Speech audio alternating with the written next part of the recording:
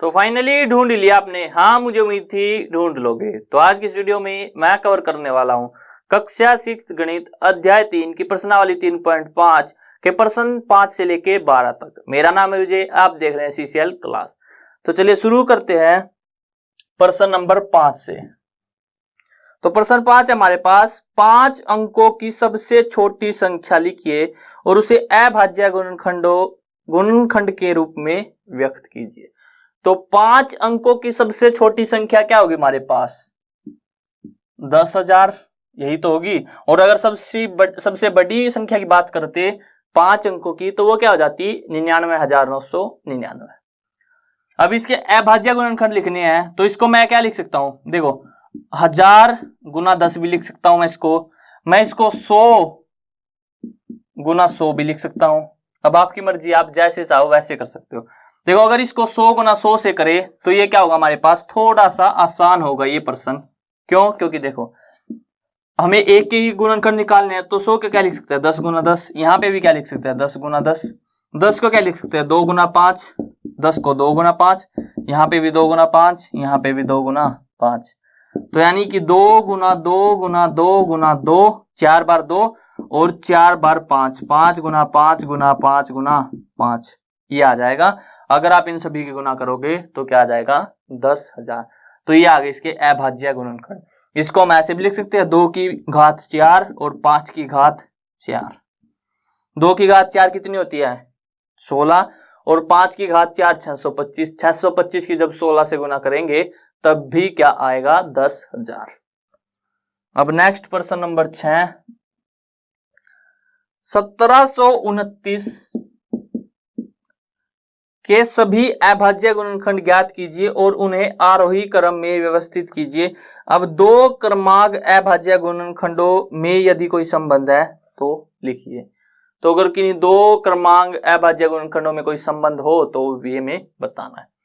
तो पहले देखते हैं ये किससे भाग होगा हमारे पास। देखो, 7 और 2 9 और एक 10 और एक 10 और 9 19। यानी कि हमारे पास 9 से भाग नहीं होगा, 3 से नहीं, 2 से वैसे नहीं हो सकता, 4 से भी नहीं होगा, अब 5 से नहीं हो सकता क्योंकि इकाई का अंक क्या है? 9। 6 से मुझे लग नहीं रहा, 7 से देख सकते हैं हम एक बार। 7 दूनी 14, 3 2, 7 चौके 28 और 4 32। तो 7 से हो गया है हमारे पास विभाजित। तो देखो, 7 दूनी 14, 3 7 चौके 28, 4 सतासुती 49। अब किससे हो गई हमारे पास? 7 से देखें तो 7 या 21 और 3 नहीं होगा। अब हमें ये देखो, अभाज्य संख्या से देख सकते हैं हम। अगली अभाज्य संख्या 11, 11 से नहीं होगा। अगर 13 से देखें तो 13 एकम 13 बच गए हमारे पास कितने? 11 13 नहीं, 117, यानी कि 9 3 गुना 3, 9 ही बचेगा क्या? 13 एकम 13 19 बचेगा। तो देखो, अब यहां से हमारे पास हमें समझ में आ गया कि देखो 1729 यानी कि 1729, 7 से भाग करा तो 247, फिर 13 से भाग होगा तो 19, यानी कि ये क्या है हमारे पास? 7 गुना 13 गुना 19। और अंतर क्या कह रहे हैं कि कोई संबंध हो तो वो बताना है इन गुणनखंडों में। तो आप देख सकते हो कि यहाँ पे भी 6 का अंतर और यहाँ पे भी 6 का अंतर। ऐसे देख सकते हैं हम कि दोनों जो तीनों गुणनखंड है उनमें क्या है? 6 का अंतर है। अब नेक्स्ट आता है हमारे पास प्रश्न नंबर 7। 3 क्रमागत संख्याओं का गुणनफल सदैव 6 से विभाज्य है, इस कथन को कुछ उदाहरणों की सहायता से स्पष्ट कीजिए। हमसे कह रहे हैं कि 3 क्रमागत संख्या अगर कोई भी ले हम तो उनका गुणनफल 6 से विभाजित होगा। तो हमें कुछ उदाहरण के साथ इसको स्पष्ट करना है। उदाहरण ले लेते हैं, 1 गुना 2 गुना 3, तो कितना आ गया? 6। ये 6 से विभाजित होगा बिल्कुल। अब 2 गुना 3 गुना 4, 4 3 12 12 दूनी 24, 24 भी 6 से विभाजित होगा बिल्कुल। अब 3 गुना 4 गुना 5, तो 5 चौके 20 3 60, 60 भी विभाजित होगा 6 से बिल्कुल। तो हम कह सकते हैं कि हमने 3 उदाहरण लिए, क्रमागत 3 संख्याओं का गुणनफल क्या आ रहा है? 6 से विभाजित हो रहा है। अब नेक्स्ट प्रश्न नंबर 8। निम्न में से किन व्यंजकों में अभाज्य गुणनखंड किए गए हैं? तो हमें बताने हैं। जैसे पहला भाग है 24 बराबर है 2 गुना 3 गुना 4। क्या इसमें अभाज्य गुणनखंड किए गए हैं? तो 4 अभाज्य नहीं है, तो ये क्या है? गलत। दूसरा भाग 56 बराबर है 1 गुना 7 गुना 2 गुना 2 गुना 2, 2 दूनी 4 दूनी 1856। तो ये क्या है? सही, क्योंकि इसमें सारी संख्याएं क्या है? अभाज्य है। यहाँ पे एक लिखने की जरूरत नहीं है, लिख दिया तो कोई फर्क नहीं पड़ेगा इससे। उसके बाद है 70 2 गुना 5 गुना 7, 5 से 35 दूनी 70।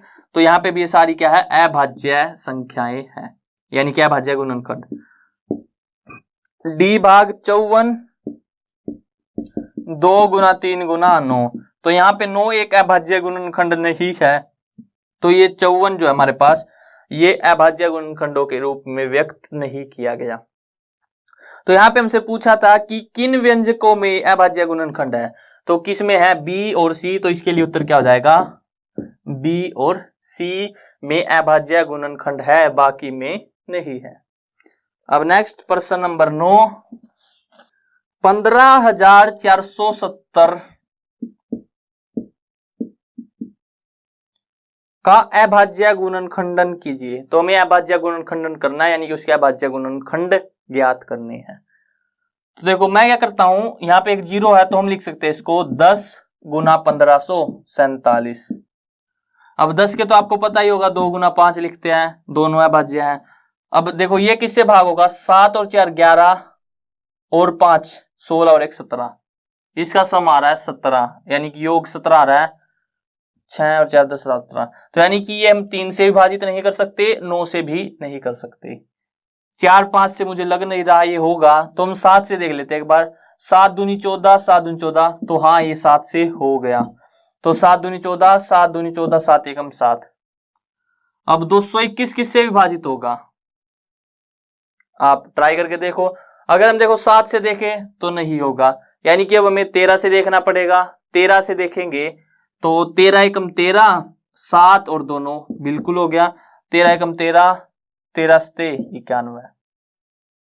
तो बस यहाँ पे इसके अभाज्य गुणनखंड क्या आ गए? 2 गुना 5 गुना 7 गुना 13 गुना 17। यहाँ पे देखो अगर आपको ये संख्या दिख रही है, ये 3 से भी नहीं विभाजित हो रही, 9 से भी नहीं हो रही, 8 से उम्मीद नहीं लग रही क्योंकि इकाई अंक क्या है? 1। तो फिर आप अगली अभाज्य संख्या को एक बार देख लेना कि कहीं उससे तो विभाजित नहीं हो रही है। तो अगली आएगी 11, तो 11 से विभाजित नहीं होगी। तो फिर 13 से देखा मैंने, तो हाँ 13 से विभाजित हो गए। अब नेक्स्ट प्रश्न नंबर 10। तो 10वां प्रश्न हमारे पास, बिना भाग के ज्ञात कीजिए कि क्या यह संख्या दी हुई है हमें 25,110 45 से विभाज्य है। तो देखो 45 को हम क्या लिख सकते हैं? 9 गुना 5, और दोनों क्या है? सह अभाज्य है। यानी कि अगर ये संख्या 9 से भी विभाजित हो जाए और 5 से भी, तो हम कह देंगे कि हाँ ये संख्या 45 से भी विभाजित हो जाएगी। तो 5 से तो ये होगी क्योंकि इकाई का अंक 0 है। अब 9 से देखना है, तो देखो 5 और 2 7 और 2 9, तो ये संख्या 9 से भी विभाजित है, 5 से भी। 9 और 5 क्या हमारे पास सह अभाज्य संख्याएं। तो हमारे पास ये संख्या 9 गुना 5 यानी कि 45 से भी क्या होगी? विभाज्य है। क्यों? क्योंकि ये 9 और 5 दोनों से भाज्य है, इसीलिए। अब नेक्स्ट प्रश्न नंबर 11।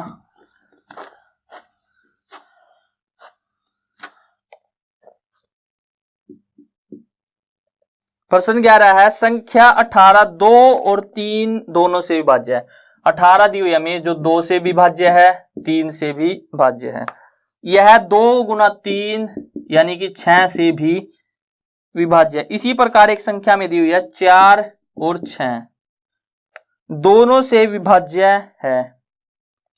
एक संख्या जो 4 और 6 दोनों से विभाज्य है, तो ये कह रहे हमसे, क्या हम कह सकते हैं कि वह संख्या 4 गुना 6 यानी कि 24 से भी विभाज्य होगी? यदि नहीं तो अपने उत्तर की पुष्टि के लिए एक उदाहरण दीजिए। देखो इस प्रश्न में मैं क्या कहा कि 18 है वो 2 से भी भाज्य है, 3 से भी भाज्य है। तो 2 और 3 क्या है? दोनों सह अभाज्य संख्या है, तो वो इनके गुणनफल यानी कि 2 गुना 3 6 से भी भाज्य होगी।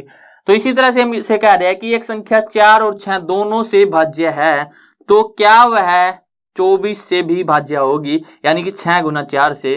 तो इसका उत्तर है नहीं होगी।